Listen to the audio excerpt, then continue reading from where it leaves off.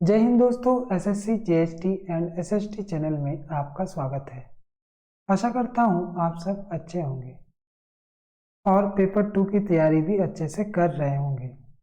अब एग्ज़ाम में सिर्फ 4 दिन बचे हुए हैं, 4 दिन या फिर 3 दिन बचे हुए हैं। तो इस 3 दिन में हमें क्या करना है, इसके लिए आज हम लोग चर्चा करेंगे कि आगे हम लोग एग्ज़ाम हॉल में या फिर परीक्षा में बैठने से पहले हमें क्या क्या बातें ध्यान में रखनी होंगी। तो चलिए शुरू करते हैं आज के वीडियो को। और हाँ, अगर अभी तक आपने हमारे चैनल को सब्सक्राइब नहीं किया है तो लेटेस्ट अपडेट के लिए हमारे चैनल को सब्सक्राइब कर लें और प्रैक्टिस के लिए भी हमारे टेलीग्राम चैनल को ज्वाइन कर लें। तो चलिए शुरू करते हैं आज का वीडियो।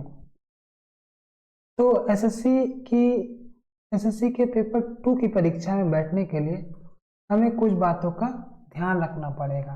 तो वो बातें क्या है? सबसे पहला क्या है कि जो भी निबंध आप तैयार कर चुके हैं उसे अच्छे से रिवीजन करें। यानी कि अब जो 3 दिन बचे हुए हैं उसमें हम लोग क्या करेंगे कि जो भी निबंध या फिर जो भी ट्रांसलेशन हम लोगों ने कर लिया, ट्रांसलेशन तो फिर भी उसको रिवीजन करके कोई ये फायदा नहीं है क्योंकि उसमें हम लोग प्रैक्टिस कर चुके हैं, लेकिन निबंध जो हमें वहाँ पे लिखना है वो हम लोग रिवीजन जरूर करेंगे। दूसरा क्या है कि नए निबंध के पीछे समय नहीं गवाएंगे हम लोग, कि कोई नया निबंध तैयार करना है उसके पीछे हम समय नहीं गवाएंगे, क्योंकि आपने जो प्रैक्टिस की है उसे दोहराने के लिए भी समय चाहिए। अगर प्रैक्टिस को अगर हम लोग दोहराएंगे नहीं, रिवीजन नहीं करेंगे तो फिर वो हमारा वेस्ट हो जाएगा। हाँ, जो गलतियां रह गई हैं उनको सुधार कर लिखे और निबंध को दोबारा लिख सकते हैं ताकि वो गलतियां जो है रिपीट ना हो सके एग्जाम में। तीसरा हमारा पॉइंट क्या है? परीक्षा हॉल में कम से कम 1 घंटे पहले पहुंचे। पहले पहुंचने से आपका दिमाग शांत रहेगा और आप विचलित भी नहीं होंगे। ज़्यादा सामान एग्जाम सेंटर में न ले जाएं तो अच्छा होगा, क्योंकि वहाँ पे सामान को लेकर आपके मन में थोड़ी बहुत चिंता हो सकती है। तो हो सकता है आप अपने परिवारजन या फिर मित्र को भी ले जा सकते हैं। अगला पॉइंट है, परीक्षा हॉल में अपने आप से यह कहें कि पेपर अच्छा आएगा, मैं पेपर अच्छे से कर लूँगा या फिर कर लूँगी। आप ये मानकर प्रवेश करें कि इस बार तो मेरा रिजल्ट पक्का है। इससे आपके अंदर पॉजिटिविटी आएगी जिससे आप प्रेशर में नहीं आएंगे। तो इन बातों का हम लोग ध्यान रखेंगे, आप भी ध्यान रखेंगे कि हम लोग परीक्षा हॉल में घुसने से पहले क्या क्या सोचकर घुसेंगे, ताकि ये पॉजिटिव माइंड हमारा घुसने से पहले ही हो जाए। अगला पॉइंट है 5वां, कि परीक्षा के लिए कुछ सेलेक्टेड पेन रख लें जिससे आपकी हैंडराइटिंग अच्छी होती हो। नए पेन को स्मूथ बनाने के लिए कुछ पेजेस उससे लिख लें। हो सकता है आपको कुछ ऐसे पेन की आदत हो जिससे आपकी हैंडराइटिंग अच्छी होती हो, तो ऐसे पेन को हम लोग लेकर कुछ पेज लिख लें ताकि उसकी स्मूथनेस बरकरार रहे। अगला पॉइंट है, परीक्षा हॉल में सभी फॉर्म्स को अच्छी तरह फिलअप करें। अपना नाम, roll number, attendance sheet, signature इत्यादि ध्यान से कर लें। सभी एंट्री अच्छे से भरें। इन्विजिलेटर के सिग्नेचर हुए हैं कि नहीं ये भी हम लोग ध्यान देंगे, क्योंकि पेपर हमें देना है तो हम लोग चेक करेंगे कि सारे एंट्री सही तरीके से हो गए कि नहीं। अगला हमारा पॉइंट है टाइम मैनेजमेंट। टाइम मैनेजमेंट सबसे ज़रूरी है। आप जिस भी क्वेश्चन का आंसर करने में कंफर्टेबल हो उसी का आंसर पहले करें, चाहे वो निबंध हो या फिर अनुवाद। आप हो सकता है निबंध में टाइम बचाकर अनुवाद में दें या फिर अनुवाद से टाइम बचाकर निबंध में दें। तो ये पूरी तरह आप पे निर्भर है कि आप क्या चूज करते हैं। यदि आप ऐसा करेंगे तो आपके अंदर कॉन्फिडेंस बिल्ड होगा और ये कॉन्फिडेंस जो है आपको बाकी आंसर करने में हेल्प करेगा। चलिए अगले पॉइंट की ओर आते हैं। निबंध के विषय को चुनने में जल्दबाजी कभी न करें। थोड़ा टाइम लगेगा, थोड़ा टाइम लेकर निबंध के विषय को चुनें। निबंध के लिए दिए गए विषय को अच्छी तरह पढ़कर ही विषय का चुनाव करें। हम लोग कभी कभी होता है कि जल्दबाजी में किसी विषय को चुन लेते हैं और उस निबंध के विषय को पूरा पढ़ते भी नहीं है। तो इसलिए हम लोग क्या करेंगे, एग्जाम में पेपर देखकर हम लोग निबंध को सेलेक्ट करेंगे। हो सकता है किसी को हम लोग प्रेफरेंस दे सकते हैं कि एक पहला प्रेफरेंस ये है, दूसरा प्रेफरेंस ये है, तीसरा ये है। तो इस तरह से हम लोग प्रेफरेंस दे सकते हैं। तो ये हम लोग डिसाइड करेंगे कि कौन सा हमें लिखना है। 9वें नंबर पॉइंट की ओर आते हैं। जिस निबंध में आप अच्छे से लिख सकते हैं या जिस विषय पर आप पहले से लिख चुके हैं उसी विषय को चुनें। तो एक बार हमने एक नज़र डाल लिया कि निबंध के विषय कौन है। उसके बाद हम लोग क्या करेंगे, ऐसा ही निबंध सेलेक्ट करेंगे जिस पर हम लोग पहले से लिख चुके हों। 10वां नंबर, यदि परीक्षा में सभी निबंध ऐसे आए जिस पर हमें बहुत कम पता हो तो घबराना नहीं है। हो सकता है ऐसे भी सिचुएशन क्रिएट हो जाए कि हमने जो पढ़ा है, हम जो पढ़ के गए हैं उसमें से एक भी निबंध ना आए। तो उस स्थिति में हम लोग क्या करेंगे, उस स्थिति में ऐसे विषय का चुनाव करें जिस पर आप अधिक से अधिक लिख सकते हैं, क्योंकि उस स्थिति में हमें पेपर में दिए गए जगह को भी भरना होता है।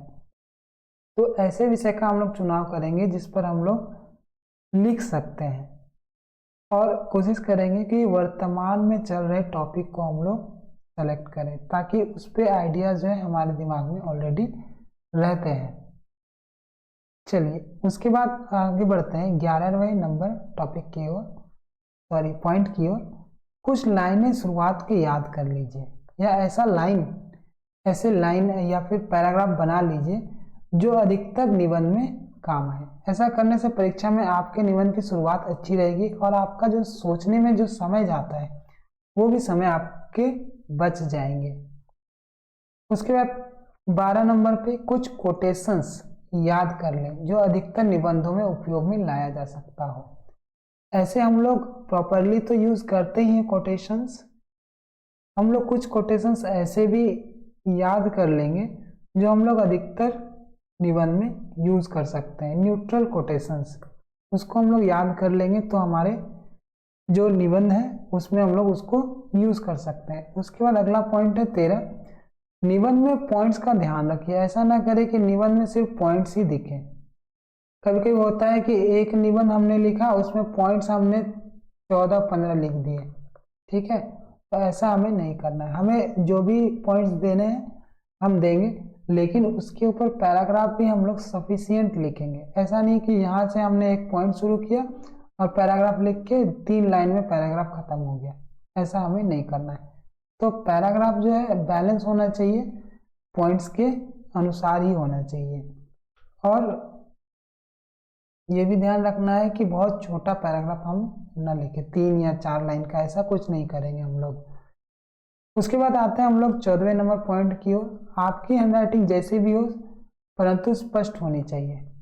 हो सकता है किसी की हैंडराइटिंग अच्छी हो, किसी की हैंडराइटिंग उतनी अच्छी ना हो, तो हम लोग कोशिश करेंगे कि हैंडराइटिंग जैसी भी हो स्पष्ट हम लोग लिखना चाहेंगे। यदि आपकी हैंडराइटिंग छोटी है तो शब्दों के बीच गैप बनाकर लिखें, इससे परीक्षा में दिए गए पेजेस को आप भर पाएंगे। अगर आपकी हैंडराइटिंग छोटी है तो हो सकता है कि 500 वर्ड आपको लिखते लिखते 2 ही पेज में वो खत्म हो जाए, तो हमें ऐसा नहीं करना है। अगर हमारी हैंडराइटिंग छोटी है तो शब्दों के बीच, वर्ड्स के बीच हम लोग क्या करेंगे, गैप बनाकर चलेंगे। उसके बाद 15 नंबर, छोटी छोटी गलतियां जो होती हैं उनसे हमें बचना चाहिए। यदि कोई शब्द गलत हो जाए तो उस पर बीच में सिर्फ एक कट मार्क दे दें ताकि वो गंदा न दिखे। कई लोग क्या होते हैं, जैसे एक शब्द लिख दिया हमने स्मार्ट, ठीक है, अब इसमें गलती से ई और एक्स्ट्रा आ गया, तो कई लोग क्या करते हैं, ऐसे ऐसे कर देते हैं, ठीक है।